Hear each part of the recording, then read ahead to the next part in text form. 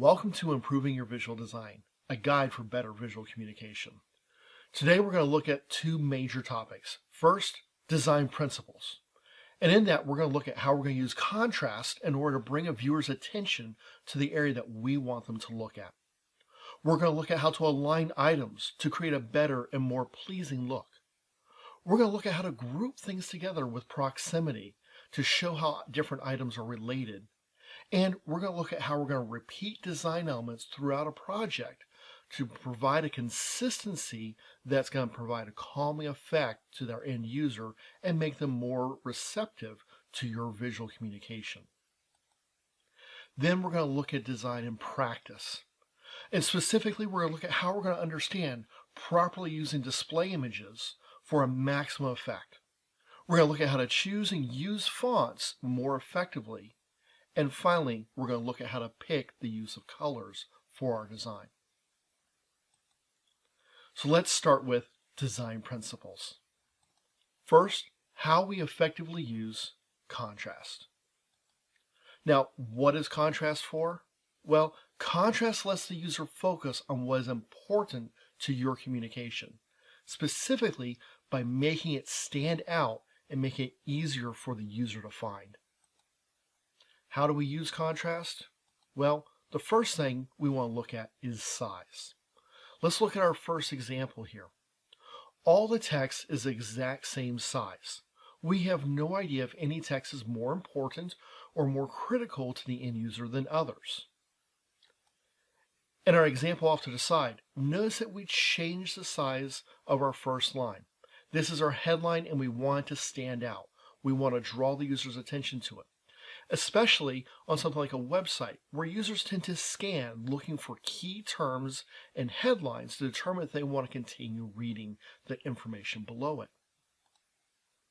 But how else can we use it? Well, let's look at using contrast with weight and color. Here's our example that we had fixed previously just by changing the size. However, if you're scanning quickly, you still might overlook this headline text. Here we've made two small changes. We went from a normal font to a bolded font. It's the exact same font, all we did was change the weight of it to make it a little heavier and make it stand out. We also changed the color. Therefore, our eye is immediately drawn to a headline because of the difference in the weight and color of the text. The user scanning this page would be able to find the information quickly and determine if that's what they want to keep on reading about. The last thing we can look at is our font choice. Here once again is the text that we had earlier. Beside it, we just changed the font. Now this particular font is designed to be a little bit heavier in nature, and it also is different. Because of the different type of font and the fact that it's heavier, it makes it look bolder and makes it stand out. In this particular case, we didn't even have to bold it because that was in the nature of the font itself. And by choosing a good font that stands out, it makes it easy for the user to find and see that headline. Let's also consider something else. For example, the use of white space. Now, you might think, what does contrast have to do with the spacing of an element? Well, if you looked at where we put the consider white space on the screen, you'll notice that there's a lot of empty space around it. Therefore, your eye is drawn immediately to that text because there's nothing else that's competing with it. And using white space effectively allows us to do that very thing, draw users' attention to a specific area on the screen. This is because, by contrast, it stands out from the surrounding area or areas. This has been used in a lot of high-end advertising. And if you look at high-end advertising for things like jewelry and cars, a lot of times they only have one picture on a page of a brochure or on a web page. This is compared to maybe an everyday consumer store where you have lots of items that are all competing for your attention. It's a difference in style, and it works very effectively for certain pieces of information and products. It's very important when you use contrast that you contrast but you don't conflict. You might ask, well, what's the difference and how can I make sure I do that? Well, let's look at this example. On our left, we have good contrast. Our font size is drastically different and the text below is bold. On our right-hand side, we have what we might call a conflict. The bottom word is actually slightly bigger than the top word. However, it's only by just a little bit. And the user is not going to notice this. And if they do, it's going to be a subtle notice, and they're going to think that something's possibly wrong with the design. They're not going to be sure about it. It's just going to feel a little bit off. When you choose to contrast with colors, make sure your colors are drastically different. The red and the blue stand out. They complement each other. You often see those colors together, but they also contrast each other because they're very different. On our right-hand side, we see an orange and a yellow. The orange and yellow are very close to the same color, and even with a light color background, you might have a hard time reading it. So our colors not only conflict with one another, they conflict with our background, making this a challenge to read. If you had to read a whole page like this, you can imagine yourself quickly giving up because of the challenge that it would provide in trying to read it. Let's look at how to effectively use alignment. Now, what is alignment for? Well, humans like to see items aligned. It puts them mentally at ease and allows them to focus on the message that you're trying to convey, not just the medium. The medium being that brochure, memo, or even web page that you're creating. In this example, you can see how our eye is immediately drawn to that one picture that's just slightly out of sort. It's going to be annoying to your end user. And it's like going to a person's house where you find a bunch of photos and that one is just a little bit crooked. People don't like it, and because of that, they'll go in and try to straighten out those photos. I worked at a place once that had a bunch of plaques up on a wall. Unfortunately, because of a nearby door that was magnetically sealed, they would cause all those plaques to move. And people would constantly walk by and fix each of those plaques. It became such a time-consuming process, and people were spending so much time constantly fixing those plaques. The company eventually took down all these awards that they had won, these plaques that they had received in recognition of various achievements, because it was better to do that than to have people spending all their time fixing these plaques. Well, a similar type of thing can happen in your design. Some things are going to be easy to align, like a bulleted list, and the computer makes it super easy in order to align those items. However, other things are going to be a little bit more of a challenge. However, some things are going to be a little more of a challenge. They need to be aligned. It might be a little bit harder to align, or it's easy to overlook whether or not you're going to align them. For example, look below. Here we have a box representing maybe an image or a graph, and it's just slightly out of alignment. You might not know how to easily align it if it can even be aligned. However, a user's going to look at this and see that's out of alignment. Even though they're not thinking about it, their mind will instantly be clued in. For example, the text on the top does not line up with the top of the box. And neither does the bottom of the box line up with any text. On our left-hand side, the text is just slightly out of alignment. Not enough to be overly noticeable, but just enough to be subtly noticed and cause a user to feel a little bit out of place about it. Let's look at how we can simply fix this. All we have to do is work on the position of our image. And sometimes going and manipulating it within Photoshop, or if you're in a web page, using a little bit of spacing with your margins can help you move that image around. Bringing the text up allows it to now be fully aligned. Bringing the text on the left-hand side so it lines up with our image makes it very strong, and now we see a good strong border. These are important things that will help put your viewer at ease. If we're going to break alignment, we want to make sure we contrast. In that case, we really want to break alignment. We never want a user to think, was that an accident? We want to make sure it stands out and the eye is drawn there for a particular reason. And that is how we use contrast with alignment. How to effectively use proximity. Now, what is proximity? Well, it's a closeness or lack of closeness that shows a relationship between two or more elements. We use proximity actually in life a lot. Think about the last time you went out shopping. Maybe you're at a grocery store or a mall. How close do different people stand to one another? Think about a couple different scenarios where we might have people working together. For example, parents and a young child. If it's a small child, a parent might be holding their hand, making sure the child always stays close. Whereas if you have a parent with a teenager, the teenager is going to constantly want to try to drift away, trying to change that relationship. As they mature, they're putting more space between them and their parent. It's not something they're probably thinking about, but it's something that they'll subtly do. On the other hand, if you saw two people who are dating or in some sort of close relationship, they're going to be staying near each other, possibly even touching shoulder to shoulder. With friends, you're going to have a different distance than you keep with your spouse. They're not going to be as close, but they're going to be kept probably within an arm's distance. Whereas if you have a stranger, you're probably keeping them just a little bit further back when you're talking with them. And that's pretty standard. There are psychological reasons why we keep different distances for different people depending upon our relationship with them. And in reality, our brain immediately makes those same types of assumptions when we look at something on a screen or on a web page. We assume that different amounts of space shows a different type of relationship between those different elements. So we want to generally consider the position and the distance between those different elements when we think of proximity. Consider the example that you see here. We have a large bolded text that's drawing our attention. However, based upon what we see, we don't have any idea if it goes with the paragraph above it or below it. Is it a quote that's inside one of those paragraphs? Is it a headline? We simply cannot tell from this reference.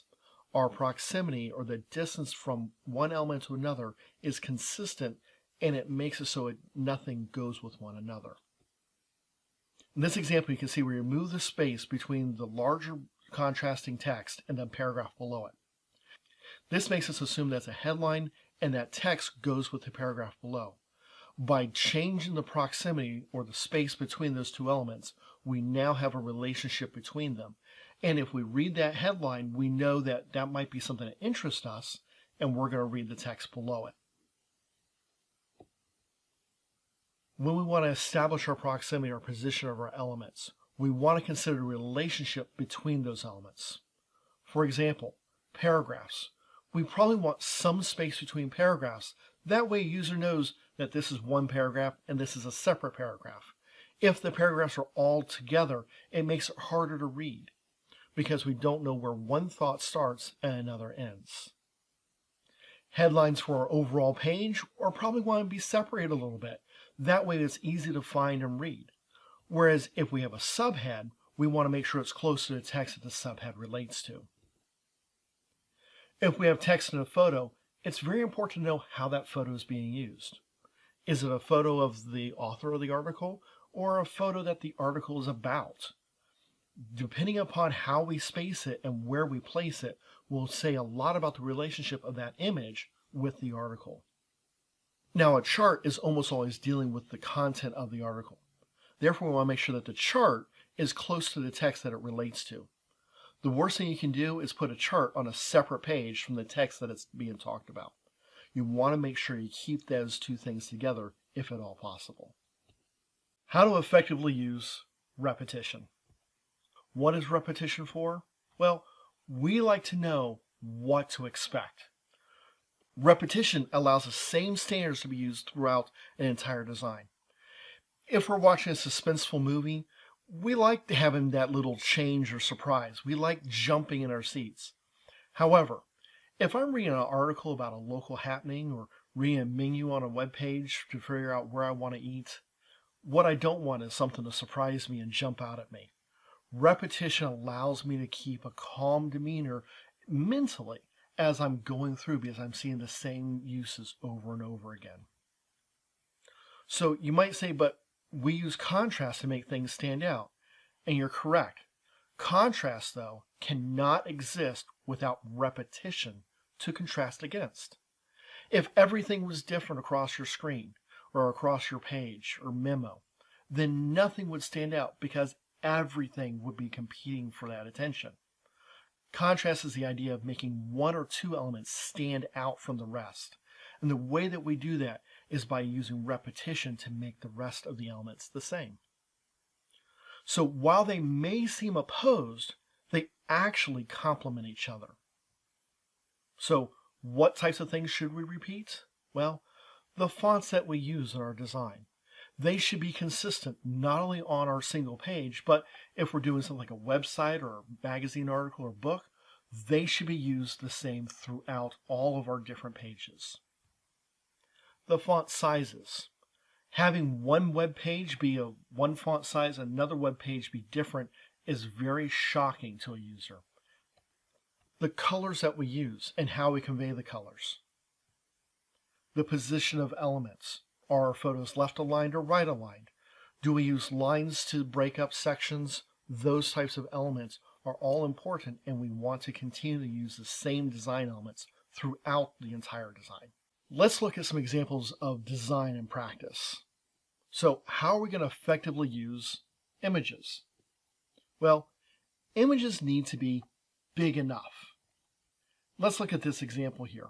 I have a very small image surrounded with a lot of text. Because of the size of the image, its position and proximity to the text, we have a hard time saying, is this the author of the article? Is the article about this person? Is this image even important? Because it's so small, I might overlook it.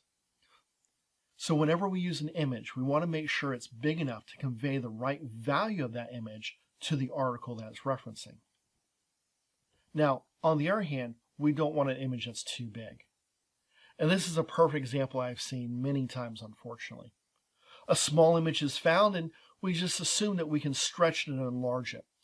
Unfortunately, now that image is distorted, and it's hard to view accurately. It's distracting because the image is of such a low quality. And you might have even noticed that our text is slightly smaller font to make it fit. A smaller font size makes it harder to read. So that image becomes overpowering, and that's not too good either. In reality, images should be much like Goldilocks and the Three Bears. You don't want an image that's too big. You don't want an image that's too small. What you really want is the image that's just the right size. Now, sometimes that means that you need to go into an application like Photoshop and resize an image or crop an image to make it more effective for your case. That's something that often needs to be done, and you should look at doing that anytime you can in order to make the overall use of your image much more effective. Images need to be properly proportioned. Let's look at this image.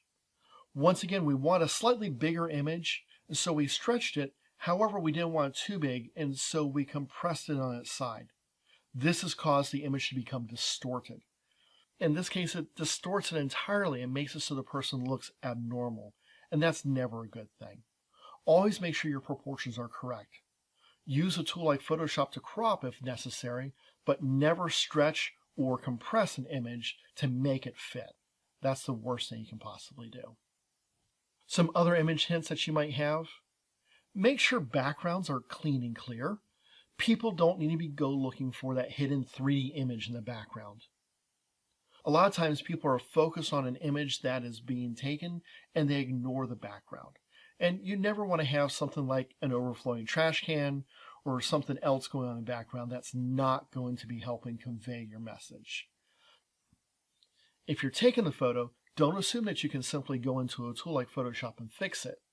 Instead, try to get the right image with the right background the first time. The colors in a photo should match the colors in your presentation, website, etc. Now, you might say, well, what do you mean by that? Well, let's say you had a website that had a lot of cool colors, colors that were blues and purples, things like that. Then you took a photo and had a person in a fall background with lots of reds and yellows and oranges in the changing of the leaves. This might make it for a very nice photo, but it's going to show a stark contrast to the rest of your website. And that may not be what you're looking for. So make sure you pick your colors so that they will complement each other and be used effectively. Make sure any photos that you take are well lit. There's nothing worse than seeing a photo that's too bright and blown out and it's hard to see details. Or maybe the image was too dark and the digital camera you use tried to fix it but wind up creating a lot of digital noise in doing so. And once again, you lose details and the photo's not good. Try to find a place that's going to have good lighting that can be used. And while on the topic of lighting, make sure it's consistent. Lighting which has bright streaks in it or dark shadows in other places is going to be disconcerting to an end user as they're viewing your page. Make sure that any lighting you use is as consistent as is possible. And finally, if you're taking a photo, make sure nothing's cut off. While we know you're not actually chopping off part of their head, in the photo it doesn't look right and it's going to cause issues for the end user. Make sure that the entire person or the part that the person is that needs to be in the photo is in the photo.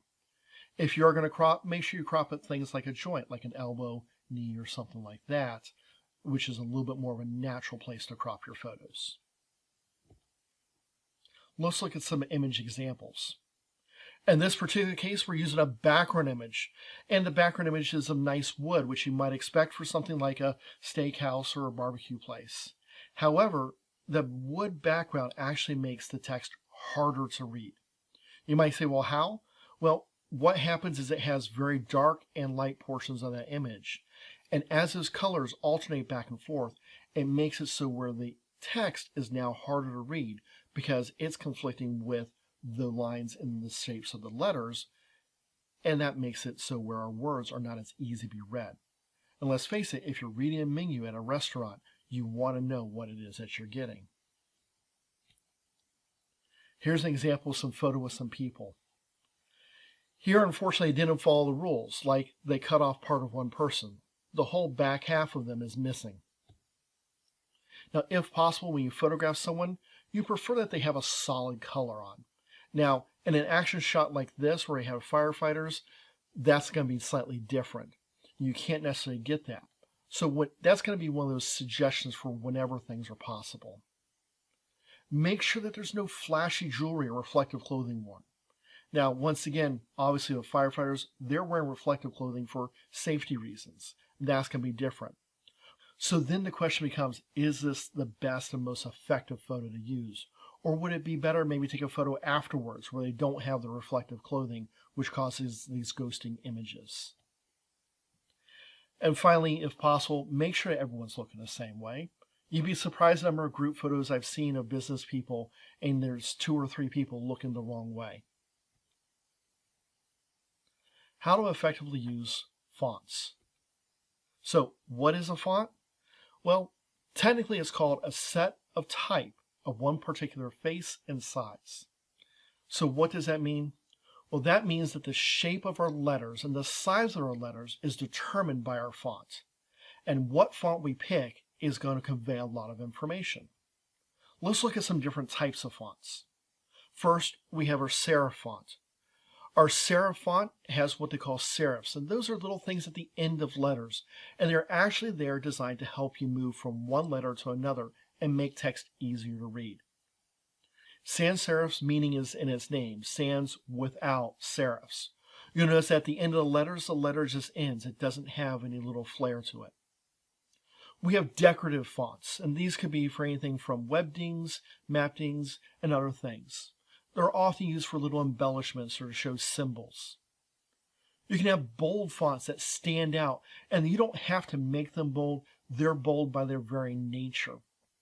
And because of that, they're great for grabbing attention. On the other hand, you probably don't want to read a whole page of text in a bolded font like that. Handwritten type of fonts are designed to look like someone gave a personal touch and handwritten. Once again, at the same time, it's nice for a small embellishment, maybe a little bit of contrast, but you wouldn't probably want to read an entire page in a handwritten font. So it's very important to pick the right type of font. This means that the contents can be easily readable by the end user at the specified size and the specified medium. It also is going to mean that the font is going to match the style of the rest of the design and the context of the content. So let's look at this example. If you look at this example in all 3 images, the text is exactly the same. However, the font that is used dramatically changes the meaning of those words. Everything from a sweet love letter to being stalked by a creepy person. This dramatic change in the meaning of the words is all because of the font choice that was used. So we want to make sure we pick the right font. How can we do that? Well, If our font's going to be printed out, we probably want to use a serif font because serif fonts are easier to read as they lead us from letter to letter. However, if we're going to display on a computer monitor or an older phone, TV, etc., we generally want sans serif. And that's because serifs will sometimes appear and sometimes disappear based upon our resolution. Now, with higher resolution devices like the modern Retina displays on an iPhone and iPad, or on the higher end Android phones, often a serif font is once again easier to read. But we can't make that assumption. So therefore, if you can't assume that someone's going to be using a high resolution screen, you probably ought to use a sans serif font. If you are going to use a serif font on a screen, make sure that the font is large enough that it's big and easy to read. And no matter what you do, remember that all caps is actually harder to read. All caps can be used for a headline, a couple of words. But once you get past 3, 4, 5 words, it's dramatically harder to read. No one can read an entire email in all caps, so don't do it in your design. How do we effectively use colors? Let's look at some examples. Colors are going to provide an emotional base for users to start to understand your communication. They're going to be something that's going to be seen before words are ever read. And now, most colors are based upon a local custom or interpretation of that color. That means you cannot assume that one color in one country is going to have the same meaning of other colors in others.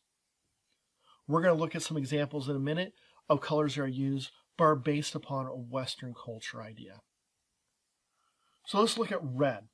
Red is often associated with things like energy, but also things like danger, strength, and power. Red is also used to determine things like passion, desire, and love. Red tends to bring out intense emotions, both good and bad. Orange is often associated with joy, and sometimes with the idea of the tropics and calming, relaxing environments, but exciting at the same time. Yellow is the color of sunshine. It's also often associated with joy, but also happiness, intellect, and energy. The type of energy that yellow is going to bring is going to be different than that of red. However, a lot of times the red, yellow, and orange are used together. Depending upon how those colors are used together will determine the emotions that are brought in that design. Green, on the other hand, symbolizes growth, harmony, fertility. Green also often has a very strong emotional connection to things like safety and nature. On the other hand, a dark green is often associated with money. So even the shades and type of the same color can vary greatly in how things are interpreted. Blue is often associated with depth and stability. You'll find it used in banks and big businesses because it symbolizes trust, loyalty, confidence, intelligence. Purple is often associated with royalty, and it symbolizes power, nobility, luxury, and even ambition.